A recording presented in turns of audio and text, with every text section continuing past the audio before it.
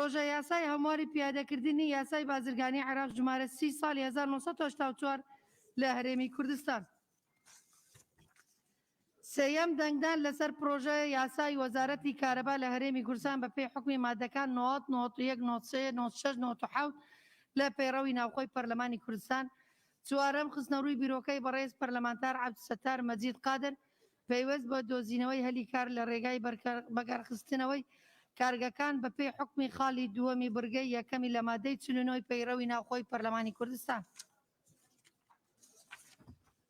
بەڕێز سەرۆکی پەرلەمان پوختەی دانیشتنی ژمارە 12 ئاسایی بە پێی حکمی بڕگەی دووەم مادەی 252 لە پەیڕەوی ناوخۆی پەرلەمان کوردستان.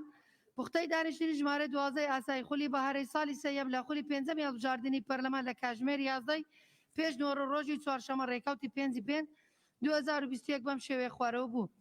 یەکەم دەستپێکردنی دانیشتن لەلایەن بەڕێز جێگیری سەرۆکی پەرلەمان. دووەم خوێندنەوەی بەرنامەی کار و پوختەی دانیشتن لەلایەن بەڕێز سکرتێری پەرلەمان. سەیەم دەستپێکردنی بڕگەکانی بەرنامەی کار لەلایەن بەڕێز جێگیری سەرۆکی پەرلەمان. چوارەم خوێندنەوەی یەکەم بۆ ئەم پرۆژە پێشنیازە یاسانەی خوارەوە. یەک پێشنیازی یاسای پاراستنی بەڵگەنامە و دەستنووسەکان. دوو پێشنیازی یاسای پاراستنی بەڵگەنامەی هەرێمی کوردستان. سێ پێشنیازی یاسای پاراستنی بەڵگەنامە و ئەرشیف نەتەوەیی لە هەرێمی کوردستان. چوارەم پرۆژە یاسای دادگای تاوانەکانی تایبەتمەند بە تاوانەکانی داعش لە هەرێمی کوردستان. پێنجەم خستنەڕووی بیرۆکەی پەرلەمانتار لیزا فەلەکەدین سابر پەیوەست بە وزەی خۆر و وەک سەرچاوەیەک بۆ بەرهەمهێنانی کارەبا لە هەرێمی کوردستان. شەشەم خوێندنەوەی دووەم بۆ پرۆژە یاسای وەزارەتی کارەبا لە هەرێمی کوردستان. حوتەم کۆتای هاتنی دانیشتن لەلایەن بەڕێز سەرۆکی پەرلەمان. زۆر سپاس. بەڵێ زۆر سپاس. بەڕێزان دەست بە جێبەجێکردنی بڕگەی یەکەمی بەرنامەی کارەکەین. بەسەر چاو وەرتانەگرین. یەک لێرە، دوو لێرە، دوو لێرە، یەک لێرە بە تەسەلسل. بەڵام با بڕگەی یەکەمی بەرنامەی کارەکە جێبەجێ بکەین. ئەگەر کۆمبوونەوەکەمان هیچ شتێکی پەی ناپەیڕەوی تێدایە، ئەوە ئاساییە پێش دەستپێکردنی بڕگەیەکی بەرنامەی کار. ئەگەر هەر بۆ قسەکردنە لەسەر بابەتەکانی ڕۆژ ئەوانە خاڵی پەیڕەوی نین، دوای دەنگدان لەسەر بڕگەی یەکەم وەریان دەکرین. بەڕێزان بڕگەی یەکەمی بەرنامەی کار بریتیە لە دەنگدان لەسەر پاڵاوتنی بەڕێز مونای خەننا یاقوب بۆ پۆستی سەرۆکی دەستەی سربەخۆی مافی مرۆڤ لە هەرێمی کوردستان عێراق.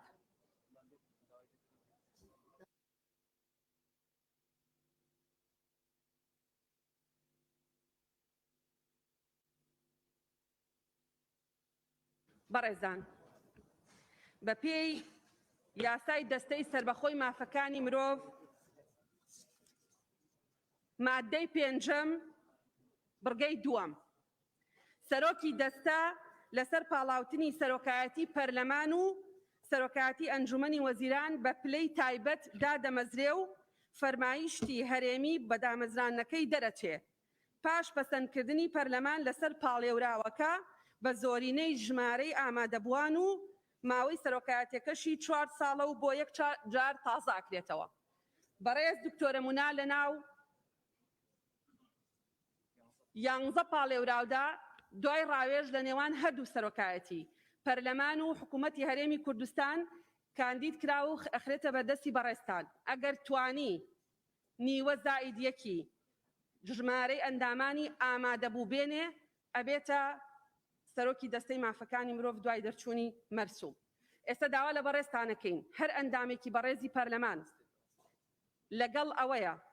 لەگەڵ ئەوەیە کە بەڕێز دکتۆرە مونا یوخەننا یاقوب بۆ پۆستی سەرۆکی دەستەی مافەکانی مرۆڤ لە هەرێمی کوردستان دابنرێ با بفەرمێ دەست بەرزکاتەوە.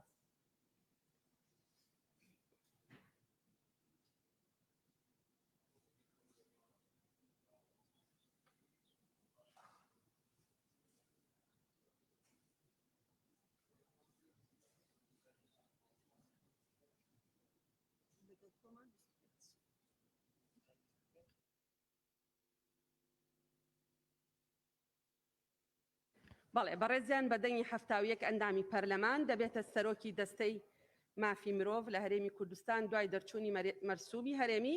با بفەرموێت بۆ ئەوەی بەڕێزیشتان بیناسن. فەرموو دکتۆرە مونا.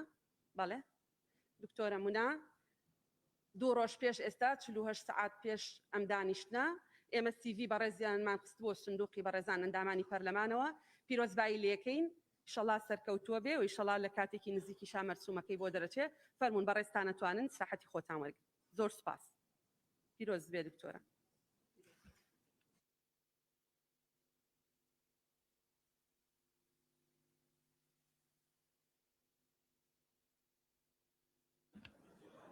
بەڵێ بەڕێزان خاڵی پەیڕەوی ناوتانە نووسین.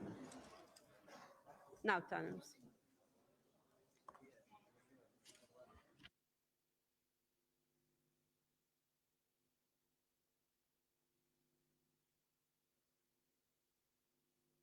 ئەو بەڕێزەی کە ئەوەی کە ناوتان ناوە خاڵی پەیڕەوی هەیە با دەست بەرزکاتەوە. نەخێر لە سانەوەتی پەیڕەوی نییە. بیان نووسە بەڕێزە.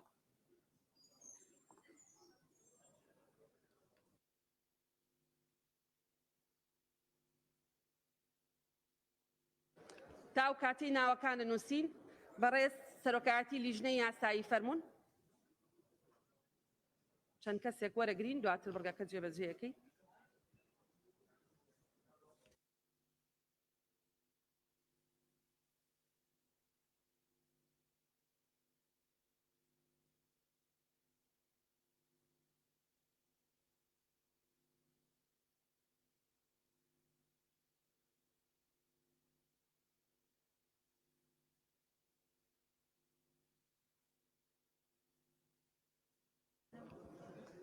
بەڵێ ئەو بەڕێزانەی ئەڵێن خاڵی پەیڕەویمان هەیە کاک سیپان کاک دیاری مامۆستا ئەبوبەکر کاک کاوە کاک سیروان کاک عومەر کاک موسلیم مژدەخان سەرچنارخان گوڵستانخان کاک جەمال کاک یاسین کاک کاروان ڕووپاخان کاک هەڵکەوت گولیزارخان کاک مەم کاک ڕێڤین بیانووسە بەسەر چاو ڕێڤین مەم. باڵ فەرموو کاک سیپان.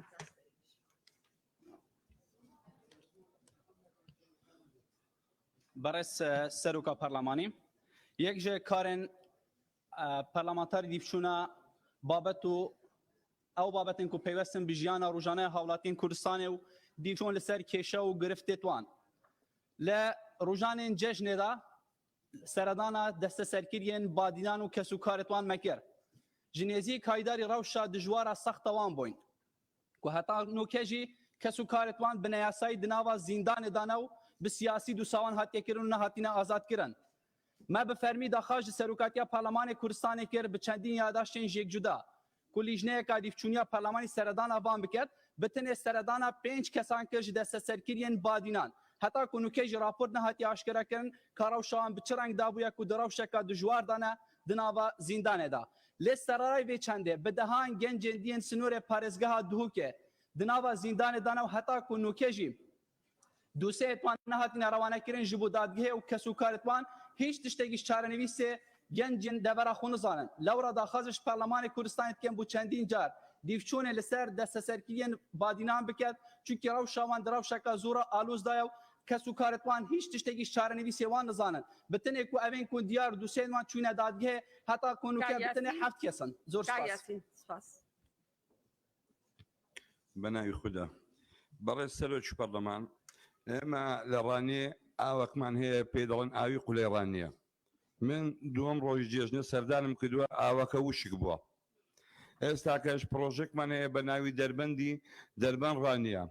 مەبلەغێک پارێکی کەمی دەوێت بۆیە داوا لە بەڕێز دەکەم لژنەی پەیوەندیدار ڕاستپێری سەردانێکی ئەو دەبەرەی بکەین لەبەرەوەی سەتا هەفتای ئەو دەبەرە بێ ئەو دەبێت. خاڵێککە بەڕێز سەرۆکی پەرلەمان زیاتر لە 7 ساڵە ئەندام پەرلەمانێکی پێشوو جادەی لە ڕانیە گرتووە. جادەکە 20 مترە داوای قەرەبووی 150 پارچە زەوی دەکا. حکومەتی هەرێم 91 پارچەی داوەتێ قایل نییە یعنی ناکرێت ئیدارەی ڕاپەڕین لەسەر یەک ئەندام پەرلەمانی بەڕێز ئەو جادە بۆ تەواو نەکرێت. خاڵێکی دیکە ئەوەیە بەیاداش پێشکەشیان کە هەرسێکیان بەڵێ ئەوەی کە ئەو دوانەی وتوتەوە ئەوەشتی کە نەدوتووە. بی دەرە سەرۆکایەتی بۆی بزانین چۆن مامەڵەی لەگەڵەکەین. سپاس کاک یاسین. مایکەکەت کوژانەوەتەوە؟ بەڵێ فەرموو کاک جەمال. بەڕێز سەرۆک باسی کێشەیەک دەکەم زیاتر لە 100 ئەفسەری ئاسایشی یەکێتی و پارتی بە ڕوتبەی لیواتە خوارەوە خانەنشین کراون، بەڵام ماوەی 13 مانگە موچیان پێ نەدرایە. داوا دەکەم دیارە چاوەڕێی پرۆژە یاسایی خانەنشینن، بەڵام داوا دەکەم هەتا ئەو پرۆژێ دێتە پەرلەمانی موچەکانیان لە بۆ سەر بکرێت. سپاس بەڕێزان ئەوانەی کە بەڕێستان ئێڵێن هیچی خاڵی پێڕەوی نییە. کاک هەڵکەوت. بەڕێز سەرۆکی پەرلەمان ئەمەوێت لە ڕێگەی بەڕێستانەوە بۆ خەڵکی کوردستان ڕوون بکەمەوە کە ئەمەش ڕاستیە. هەموو ئەم پەرلەمانتارە بەڕێزانە بە هەندێک لە دەسەڵاتیشەوە براو خوشکانی معارەزە هەر هەمویان لەم هۆڵە لە بەردەم کامیراکاندا شەڕە دەمەدەمانە و خۆ دەرکەوت کاکەڵکەوت خاڵی پەیڕەویت هەیە بیڵێ نیتەتەوە. گولیزار خان ئەوە کێشەمان بۆ دروست دەبێ بۆ قسانە. بەڕێز سەرۆکی پەرلەمان وەکو نوێنەرێت دەڤەرە زاخۆ چەند ڕۆژەکان بەرین و هاتگەل بەشێکش چین و توێژنێت دەڤەرێ مەدانوستاندن کردنیە وان پەیامێک هەبین ئەو ژی ئەڤەنە ئەنجامێ شەڕێ پەکەکە و تورکیا زیانەکە مەزن بەرگوند و ڕێز و بیستانی دوانا کەفتیە مەترسیا چۆڵکردنا گوندین زاخۆ هەیەش بەر هەندێ داخوازش پەرلەمانی کوردستانی تکەین لیژنەیەک دروست بکات مەرەما سەردانەوان دەبەرێت زەرەر پێکەفتین و تەخمینا زەرەرە بێتەکردن. سپاس یاداش پێشکەشکن بۆ مەبەستە بۆ ئێمە لیژنە ڕاستپێرین. کاک فەرید. بەرێز سەرۆکی پەرلەمان ئەم مداخلە گرێتیە خاڵی یەکەم ئەگەر مەجال بدەیە وەک مەبدەئی قەسە دەکەین خاڵی یەکەم خاڵی یەکەم تەواو بوو ئەگەر نقطەی نظامی هەیە کاک فەرید ئێوە مەجال نەدامە خاڵی یەکەم قسەکەین وەک مەبدەیەکی یعنی ئەم مداخلەت گێ بکەین چی خراپ نییە. فەرموو. زۆر سپاس. تایبەت بە هەلبژاردن یان پەراوکردنی ئەم بەڕێزە ئێن هەر پۆستەیەکی تایبەت بەگەری مەکردانی سرێنی ئاشووری گرنگێک و ڕای ئەندامی پەرلەمانی بێتە وەرگرتن ئێمە لە 15/9/2020 یعنی بەری 8 مانگ یادەشتێکی ئاڕاستەی سەرۆکاتی پەرلەمانی تایبەت گرێدا بوو ئەم بابەت بە ئیمزای 3 ئەندامی پەرلەمان. ئێستا ئێمە ئەمرێکە دەبینین و مسادرەی ئێرادەی خەڵکێمەیە و تێکردکردنا و چەندنە کومال ناو خەڵکێمە کرد و نەرێزگرتنە بۆ ئێرادەتی ئەملەتە و بۆمە ئێمە وەکرین خەڵکێکی و ناگوجیت لەگەل مەبدەیە دیموقراتی و پێکوێژیان ئەم بەرێزە ئەم مەڕێز لە ینی لە مۆزوعێکی شخصیە خۆپێشان بەشدار بوو لە خۆپێشاندنی خۆلیبەرێ بابەتی هەموارکردنی یاسای هەلبژاردن و هەروەها بەشدار بوو لە خۆپێشاندنی بابەتی زێدەرەوی لە سەر ئەمریکا و ئەملاکی خەڵکێمە لە گوندەی ناڵە و هەرجا و ئێست و قەناعەت یعنی ئەو بەشدار نەبوون انتخابات بە قەناعەت و قەناعەتی بە ئەم حکومت نییە نەزانم چی ئەو خاڵەنێک و ئەم بەرێزە ببیتە سەرۆکی دەستەی مافی مرۆڤ و قەناعەت بە هەموو حکومت نییە و قەناعەت بە هەموو دیش نییە. زۆر سپاس. ئێمە دەسەڵاتێکی خۆمانمان بەکارهێناوە ئەم بابەتە پەیوەندی بە حیزبە سیاسیەکانەوە نییە تا ئێمە پرس بە حیزبە سیاسیەکانی یان نوێنەرانی کریستیان و ئاشور لێرە بکەین کلدان و سریان و ئاشور لێرە بکەین ئەمە دەسەڵاتی ئەندامانی پەرلەمانە بە کۆ دەنگ بدەن لەسەر بەڕێزیان ئێمە لەسەر بنەمای سیڤیەکەی بڕوانامەکەی و لەسەر بنەمای ئەو دوونووسراوی کە ئاراستەی دەستەی نەزاهە و وەزارەتی ناوخۆمان کردبوو بۆ ئەوەی کە سابقەی نییە و هیچ حکومێکی لەسەر نییە و هیچ دۆسێکی گەندەڵی لەسەر نییە و لە بواری مافەکانی مرۆڤ ئیشی کردووە هیچ شتێکی تر بۆ ئەو بابەتە لە ڕاستیە پێوەەر نەبووە. زۆر سپاس دەکەین. فەرموون بەڕێزان لە لیژنەی یاسایی بڕگەیەکی بەرنامەی کار وەرتانەگرم دڵنیابن لێرە ناڕۆم تا هەمووتان وەرنەگرن. بەڵێ بە ئەمە تەواو بێ بەڕێز سەرۆکی پەرلەمان لێکرد خاڵی پێڕەوی پرۆژە یاسای یەکەم پرۆژە یاسای بەرکارگردنی یاسای ڕسمی پۆلی عێراقی ژمارە کاکاوە دڵنیا دەکەم کە وەرتەگرم بە ئەو بڕگەی بەرنامەی کار تەواو بێ. بەڵێ فەرموون کاکژار فەرموون. بەڕێز سەرۆکی پەرلەمان پرۆژە یاسای یەکەم پرۆژە یاسای بەرکارکردنی یاسای ڕسمی پۆلی عێراقی ژمارە هەفتەوەیەکی ساڵی 2012 لە هەرێمی کوردستان داش عێراق ئەم پرۆژە یاسایە لەلایەن ئەنجومەنی وەزیرانەوە پێشکەش کراوە و لە 6 مادە پێکاتوە لەگەڵ هۆیەکانی دەرچواندن داوا لە بەڕێستان دەکەین ئەم پرۆژە یاسایە ئاراستەی لیژنەکانی تایبەتمەند بکەن. بەڵێ زۆر سپاس. ئەم پرۆژە یاسایە ئاراستەی لیژنەی پیشەسازی وزە لەگەڵ لیژنەی یاسایی و سەرجەم ئەندامانی پەرلەمانەکرێ. فەرمونون. دووەم. بەڕێز سەرۆکی پەرلەمان پرۆژە یاسایی دووەم پرۆژە یاسایی هەمواری یاسایی ماف و امتیازاتی کەمەندام و خاوەن پێداویستی تایبەت ژمارە 22 ساڵی 2011 لە هەرێمی کوردستان داش عێراق ئەم پرۆژە یاسایە لەلایەن ئەنجومەنی وەزیران پێشکەش کراوە و لە 12 مادە پێکاتوە لەگەڵ هۆیەکانی دەرچواندن داوا لە بەڕێستان دەکەین ئەم پرۆژە یاسایە ئاراستەی لیژنەکانی تایبەتمەند بکەن. بەڵێ زۆر سپاس. ئەو پرۆژە یاسایە ئاراستەی لیژنەی کاروباری کۆمەڵایەتی لیژنەی یاسایی و سەرجەم ئەندامانی پەرلەمانەکرێ. بەڕێز سەرۆکی پەرلەمان پرۆژە یاسایی سێەم پرۆژە یاسایی بەرکارکردن و هەمواری پیادەکردنی یاسایی و بەرهێنانی پیشەسازی لە هەردوو کەرتی تایبەت و تێکەڵاو ژمارە 20 ساڵی 1998 هەموارکراو لە هەرێمی کوردستان داش عێراق ئەم پرۆژە یاسایە لەلایەن ئەنجومەنی وەزیرانەوە پێشکەش کراوە لە 13 مادە پێکاتوە لەگەڵ هۆیەکانی دەرچواندن داوا لە بەڕێستان دەکەین ئەم پرۆژە یاسایە ئاراستەی لیژنەکانی تایبەتمەند بکەن. بەڵێ زۆر سپاس. ئەو پرۆژە یاسایە ئاراستەی لیژنەی پیشەسازی و وزە و سەرچاوە سروشتەکان لەگەڵ لیژنەی یاسایی و لیژنەی سەرجەم ئەندامانی پەرلەمانەکرێ. بەڕێز سەرۆکی پەرلەمان پرۆژە یاسایی چوارەم پرۆژە یاسایی هەمواری دووەمی یاسای یەکێتی ژوورەکانی بازرگانی و پیشەسازی لە هەرێمی کوردستان داش عێراق ژمارە 14 ساڵی 1993 کە لەلایەن ئەنجومەنی وەزیرانەوە پێشکەش کراوە و لە 7 مادە پێکاتوە لەگەڵ هۆیەکانی دەرچواندن داوا لە بەڕێستان دەکەین ئەم پرۆژە یاسایە ئاراستەی لیژنەکانی تایبەتمەند بکەن. بەڵێ سپاس. ئەم پرۆژە یاسایەش ئاراستەی لیژنەی وزە و سامانە سروشتیەکان لەگەڵ لیژنەی یاسایی و سەرجەم ئەندامانی پەرلەمانەکرێ. فەرموون.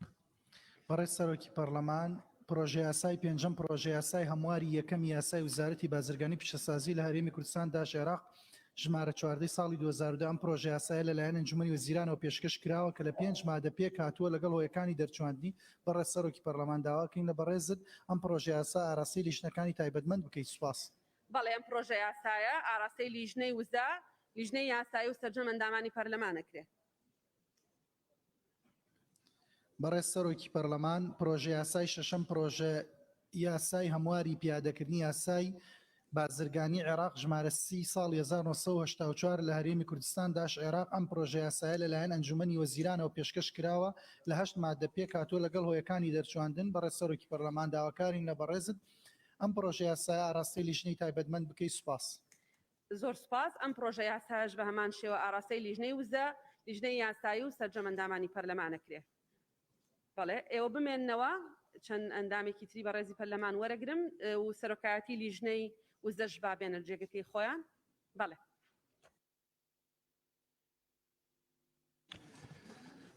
بەڕێز سەرۆکی پەرلەمان بەپێی مادەی 66 لە ڕابردووە نزیکی 42 پەرلەمانتار یاداشێکمان ئاڕاستی دەستی سەرۆکایەتی پەرلەمان کرد بۆ کۆبوونەوە لەسەر پرسی لێبڕینی موچە و ژیان و گوزەرانی خەڵک. دەپرسم بۆ دەستی سەرۆکایەتی پەرلەمان هیچ کام لەو یاداشت و پرۆژانەی کە فراکسیۆنە و پۆزیسیۆنەکان لە نێو پەرلەمانی کوردستان ڕاستیان دەکەن نایان خەنە نێو بەرنامەی کارە و لە کاتێکدا تەواوی داواکاریەکان بۆ بەرگریکردن و چارەسەرکردنی کێشە و ئەو قەیرانانەیە کە بەرۆکی هاوڵاتیان و فەرمانبەرانی گرتووە لە هەرێمی کوردستان. مادەی 111 لە نێو پەیڕەوی ناوخۆی پەرلەمانی کوردستان بریتیە لە فەرهەمکردنی ئازادی کاری فراکسیۆنە ئۆپۆزیسیۆنەکان. لەم خولەی پەرلەمانی کوردستانە دەستی سەرۆکایەتی پەرلەمان دەکرێت پێم بڵێت کام پرۆژەی ئۆپۆزیسیۆنی خستە نێو بەرنامەی کارەکانی دانیشتنیەوە بۆ ئەوانەی کێمەوەکو ئۆپۆزیسیۆن داوای دەکەین و دەمانەوێت دانیشتنی لەسەر بکرێت و گفتوگۆی لەسەر بکرێت ناخرێتە بەرنامەی کارەوە. ئەمە پێشێلی پەیڕەوی ناوخۆی پەرلەمانی کوردستان نییە. لە کاتێک ئەم پەیڕەوی ناوخۆی پەرلەمانی کوردستانە دەڵێت دەبێت دەستی سەرۆکایەتی پەرلەمانی یاخود پەرلەمانی کوردستان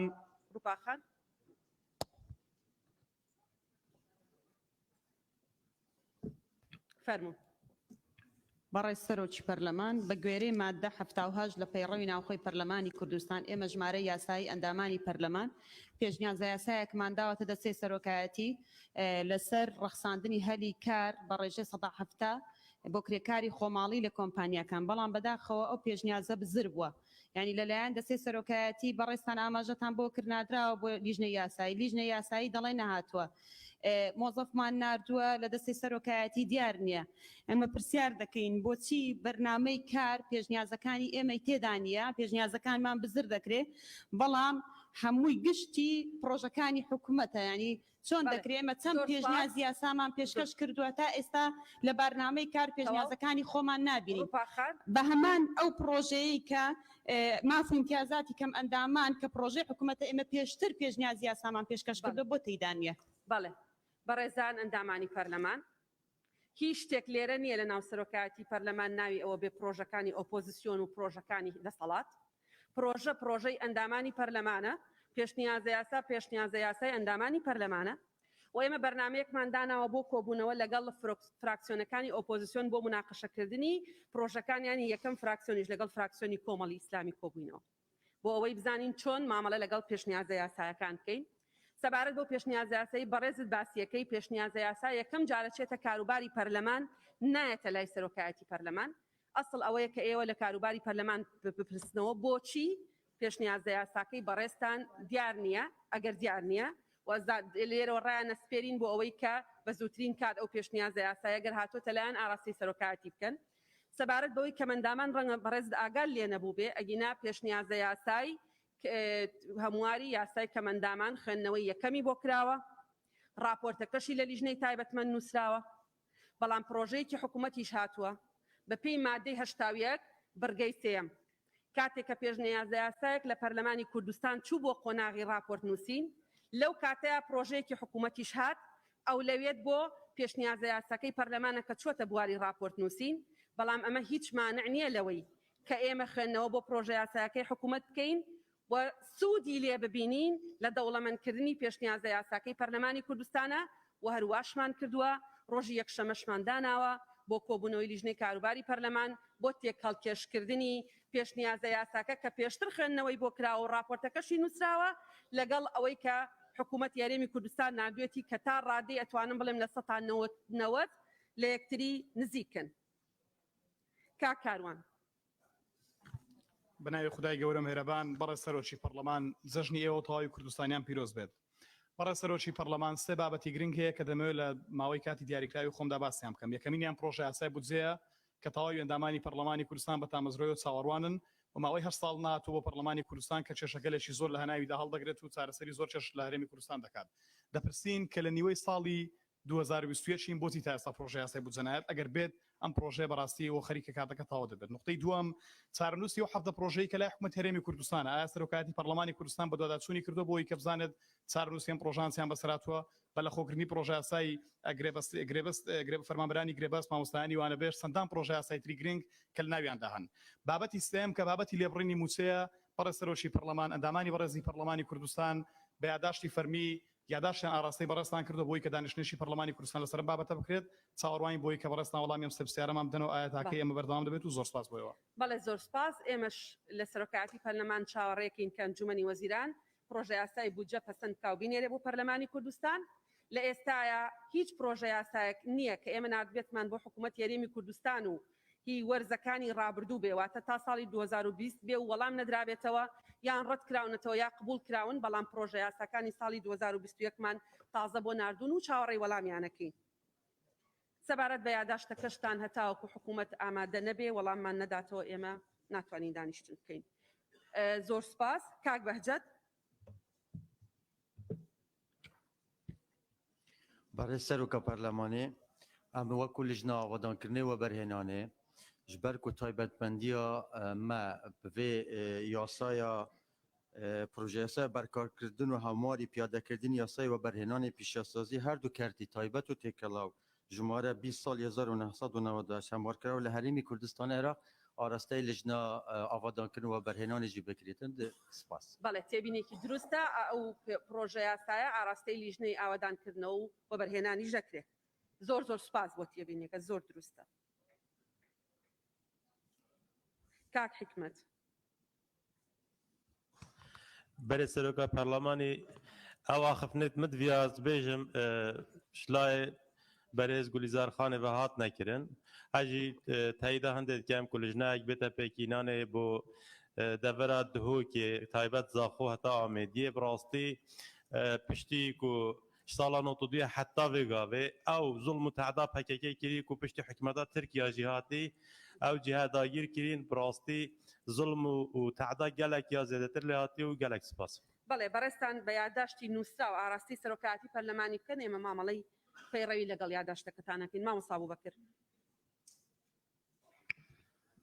بەڕێز سەرۆکی پەرلەمان من خاڵەکەم خاڵی پێڕەویە کە لە مادەی 56 بڕگەی دووەم خاڵ یەکەم ئەڵێ پێشێلکردنی یەکێک لە مادە و بڕگەکانی دەستور یان یاسا بەرکارەکان و ئەم پێڕەوە من قسە لە یاسای ژمارە 16 ساڵی 93 یەکەم کە پێشێلەکرێ و ئێمە لە 21 چوارەوە داوای کۆبوونەوەیکی پەرلەمانمان کردووە کە لەسەر دیاردەی چەکەڵکردن وە زۆربوونی ڕووداوەکانی کوشتن کە ڕۆژانە ئاگامە لە گیانکێشانی هاوڵاتیانی کوردستانە ئێمە بۆ مەبەستە لە 21 چوار ئەم یادداشتەمان ناردووە کە کۆبوونەوەیەک بە ئامادەبوونی وەزیری ناوخۆ ئەنجام بدرێت ئێوە لە 26 چوار ئەم یادداشتتان ئاراستەی لیژنەی ناوخۆ کردووە لەکوێی ئەم پێڕەوەیە لە بەشی پێنجەم لە مادەی 28 تا 46 لەکوێ ئەم پێڕەوایە هەیە یادداشتی دە پەرلەمانتار ئەڵلقەیەکی تری ڕۆتیلی بۆ زیاد بکرێ و بڕاتەوە ناو لیژنەی معنی و لیژنەی معنیش تا ئێستا بە 22 ڕۆژی جوڵامی نەداوەتەوە ئەمە خاڵی یەکەم خاڵی دووەم ئەوەی کاکاروان وتی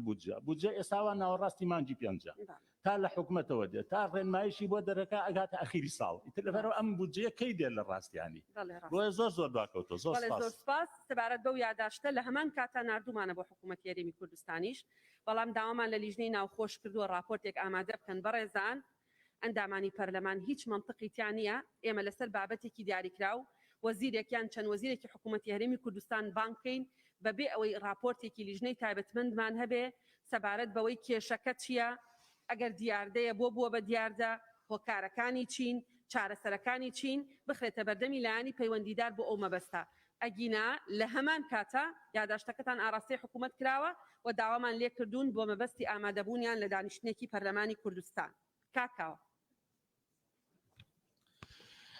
بەڕێز سەرۆک پەرلەمان وەڵام من بەشداریەکەم خاڵی پەیڕەویە بەڵام یەک سەرنجم هەیە تکاکەم ئەگەر بۆ یەک جاریش بێ قەتعەم نەکەی بۆ قسەکانی خۆم بکەیت بەڕێز سەرۆک پەرلەمان یەک دقا بەڵام یعنی سەرنجەکەی خۆم بگەین بەڕێز سەرۆک پەرلەمان یعنی ئێمە یعنی تێناگەم بۆچی هەمیشە کاتێک کە باسی موچە کە باسی بودجە کە باسی دامەزراندن کە باسی گرێبەست کە باسی مامۆستای محازر دەکەین یەکسەر مایکەکە دەکوژێنەوە لەسەرمان قەتعەکەن ئاخر خۆ بەڕێز سەرۆک پەرلەمان لەبەرەوەی ئێمە نوێنەری خەڵکین باش ئەگەر لە پەرلەمان خەمی خەڵک باس نەکرێ چی باسەکرێتن ینی خۆ پەرلەمان ئێمە نوێنەراتی خەڵکەکەین ینی هاتوونێتە ئێرە بۆ ئەوی خەمی خەڵک بگەین لێرە باسی گرفتەکانی خەڵک بکەین خۆ بۆ خۆمان نەهاتوین باسی خۆمان بکەین بۆیە حەقوانیە ئەگەر مەسەلە کاتە دانیشین تا 12 شەو ئەگەر مەسلەیەکی ترە ئەوە جیاوازە ینی حەقوایە مەسەلە ڕێگا بدرێ بەڕاستی قسەی خۆمان بکەین خاڵی دووەم کە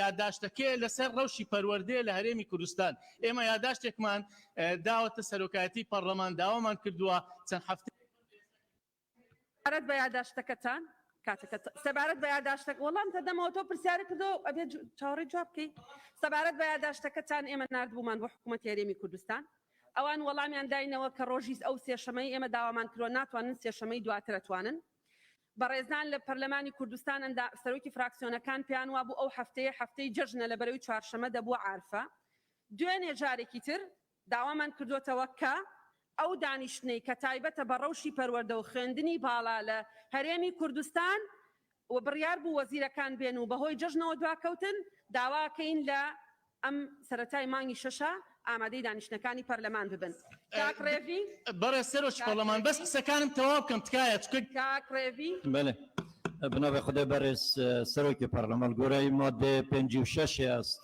داخەوم بله هرچند حوالت من که حکمت و گلیزارخانه باس وان پشلکاری و آنشر رو پیک دادانن تینه کنت نا و تینه کنت نا بین پکک و حکومت ترکیه دل دورن ما هاوریکی تو قسا کاکاوه فرمون کاکرزی قسا بله ما الصالة تشوجي الكومبونا برلماني يا بسنه شش بريار هاتا دانه سي لجنة هاتنا بيكينان بو هنده سردانا دورين سنوري بكن اول لجنة بكار خرابون و یاداشتک ده سروکاتیا پارلمانی گله پیشنیار جی تدابون دیتم تدابون زیان و کفتی تدابون هوکار تدابون حتی کنه که ما هیچ برسه که سروکاتیا پارلمانی ندید یعنی شون گریدای حکمت عراق بون اندک گریدای حکمت کردستان بون خوشحالی و وگاوه پاسوان سنوری هندک هزین اینای نوان سنورا بله الگل ویرجی روزانه خلک گنده ضررمند دبن و کشبر دبن جو گنده خو ضرر و زیان دوی خلکی لازمه بین قربو کرن سپاس. بەڵێ زۆر سپاس کاک ڕێڤین یاداشتەکەی بەڕێستان ئاراستەی لیژنەی تایبەتمەند کراوە و ئەو بە شەشی تەپەیوەندی بە حکوومەتەوەی ئاراستەی حکوومەت یاریمی کوردستان کراوە. بەڵێ دەست بە جێبەجێکردنی بڕگەیەکی تری بەرنامەی کاری کۆبوونەوەکەین بەڵێ بەڕێز سەرۆکی لیژنەی یاسایی فەرموون. وەرتانەگرم دڵنیابن. بەڵێ فەرموون. بەنای خۆی گەورە بەڕێز سەرۆکی پەرلەمان. بۆ سەرۆکی پەرلەمانی کوردستان بابەت راپۆرتی دەنگدان لیژنەی کاروباری یاسایی و لیژنەی وزە و سامانە سروشتیەکان و پیشەسازی و بازرگانی ڕۆژی یەکشەممە ڕێکەوتی 16/5/2021 کاتژمێر 6 ئێوارێ کۆبوونەوەی هاوبەشیان ئەنجامدا بۆ تاوتوێکردن و داڕشنەوەی ئەو پێشنیارانەی کە لەلایەن ئەندامانی پەرلەمانەوە پێشکەش کراون لە دانیشتنی خوێندنەوەی دووەمدا سەبارەت بە پرۆژەی یاسای وەزارەتی کاروبار لە هەرێمی کوردستانی عێراق دوای گفتوگۆکردنی هەردوو لیژنەی تایبەتمەند گەیشتنە ئەم ئەنجامەی خوارەوە.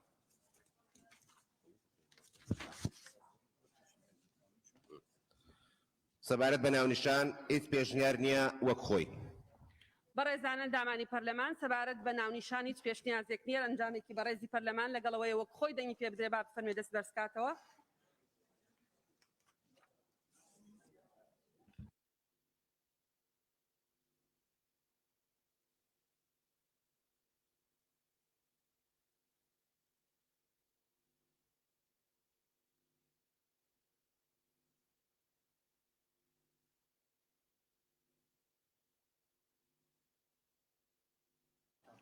بەدەنگی 77 ئەندامی پەرلەمان پەسەند کرا.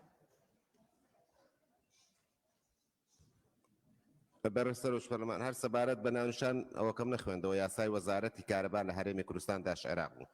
سەبارەت بە مادەی دوو پێشنیار هەیە. مادەی یەک پێشنیاری یەکەم مادەکە وەک خۆی تەنیا بڕگەیەک بە زنجیرەی نوێم زیاد بکرێ و بۆ پێی زنجیرەی بڕگەکانی گۆڕانکاری بەسەردادێت و بەم شێوەیە.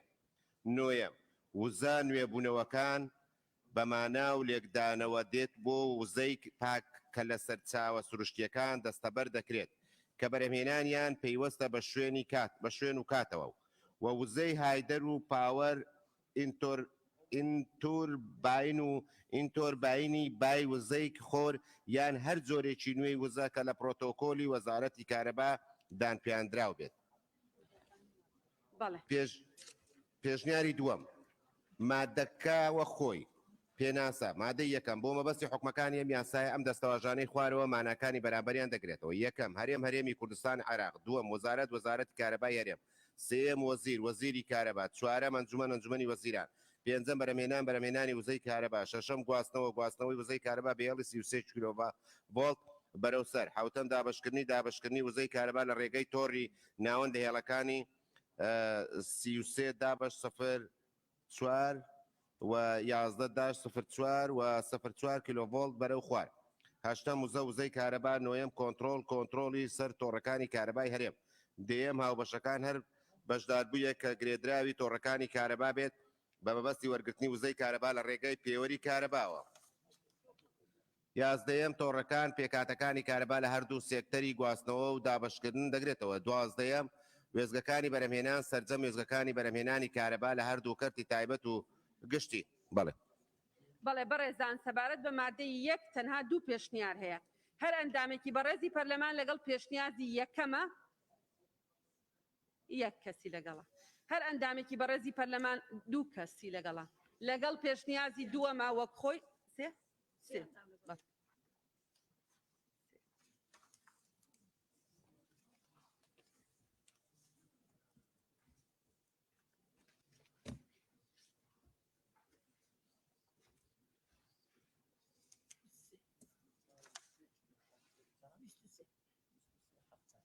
بەدەنگی هەفتە ئەندامی پەرلەمان پەسەند کرا. سەبارەت بە مادەی 26 پێشنیار هەیە.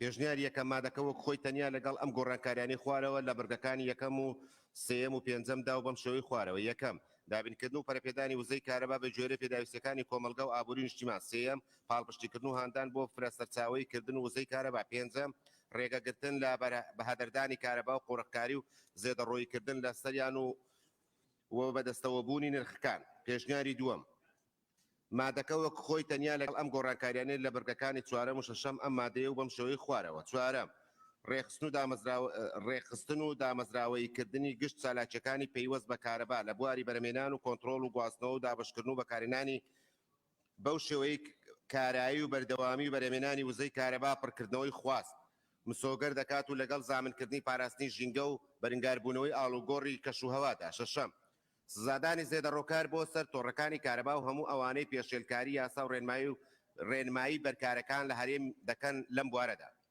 پێشنیاری سێم مادەکە وەک خۆی لەگەڵ ئەم گۆڕانکاریانەی خوارەوە. بەرگەی دووەم بەم شێوەی لێ دەکرێت. دووەم هاندان و بەرهێنان ناوخۆی و بیانی لە بواری کەرتی کارەبا و بەڕەچاوکردنی بەرژەوەندی گشتی. دووەم بەرگەی شەشەم لەم مادەیە لا ببرێت. پێشنیاری چوارەم مادەکە وەک خۆی تەنیا لەگەڵ ئەم گۆڕانکاریە لە بەرگەکانی دووەم و سێمدا بەم شێوەی خوارەوە.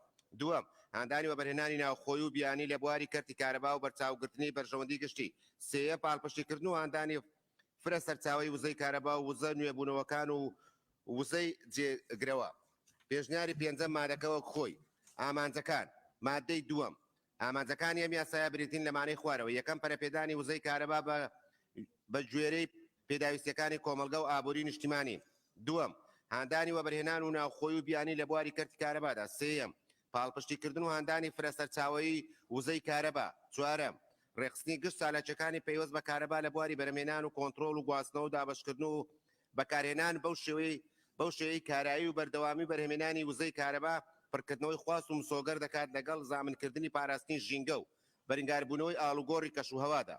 پێنجەم ڕێگەگرتن لە بەهادەردانی کارەبا و قۆڕەکاری و بەدەستەوەبوونی نرخەکان. شەشەم سزادانی زێدەڕۆکار بۆ سەر تۆڕەکانی کارەبا. پێشنیاری شەشەم پێشنیاری هەردوو لیژنەی تایبەتمەند بە پێوە دەسەڵاتی مادەی 91 بڕگەی چوارەم لە پەیڕەوی ناوخۆی پەرلەمانی کوردستان کە بە لیژنەی یاسایی و تایبەتمەند درراوە. ئێمە لە کۆبندی ئەو بژاردانەی پێشنیار کراون و لەلایەن ئەندامانی پەرلەمانە دانیشتنی خوێندنەوەی دووەمدا ئەم پێشنیارە دەخێنە ڕوو داوا دەکەین بخرێتە دەنگدان. مادەکە وەک خۆی تەنیا بڕگەی چوارەم و شەشەم بەم شێوەی لێ بکرێت. چوارەم ڕێخستنی گشت چالاکیەکانی پەیوەست بە کارەبا لە بواری بەرهەمهێنان و کۆنتڕۆڵ و گواستنەوە و دابشکردن و بەکارهێنان بەو شێوەی کارایی بەردەوامی بەرهەمهێنانی وزەی کارەبا و پڕکردنەوەی خواست مسۆگەر دەکات لەگەڵ زامنکردنی پاراستنی ژینگە و گەیاندنی وزەی کارەبا بۆ هەموو جێگا و ناوچەکەیەکی هەرێمی کوردستان. شەشەم پێبژاردن و زێدەڕۆکار بۆ سەر تۆڕەکانی کارەبا. بەڵێ بەڕێزان مادەی 2 6 پێشنیاز هەیە.